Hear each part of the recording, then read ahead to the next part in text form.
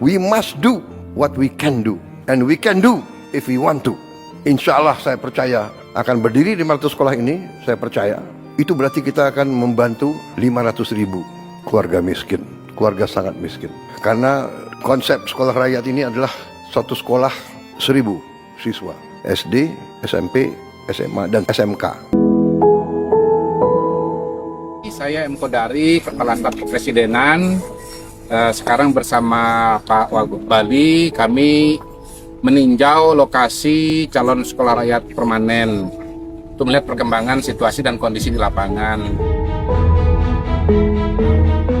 Terima kasih kepada Bapak Kepala Staf Kepresidenan Republik Indonesia, terutama juga terima kasih kepada Bapak Presiden, Bapak Prabowo Subianto, bertalian dengan program sekolah rakyat ini.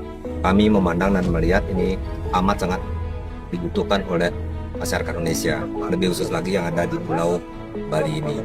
Maka yang pertama betul-betul bisa dilakukan untuk melaksanakan program sekolah ini melalui desil 1 dan desil 2. Maka di situ ada masyarakat miskin dan sangat miskin. Ini sudah teratasi melalui sektor pendidikan. Yang kedua, sarana prasarana itu yang ada di sekolah rakyat ini sudah berantu memadai, termasuk dapat laptop, internet, dan seterusnya, termasuk guru-guru.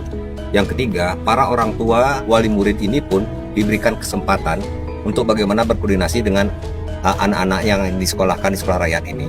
Dan kami yakin program ini berjalan dengan bagus, sehingga 2045 menuju Indonesia Emas itu akan tercapai. Terima kasih Bapak Presiden, terima kasih. Silakan untuk Pak Wagub, silakan untuk semua.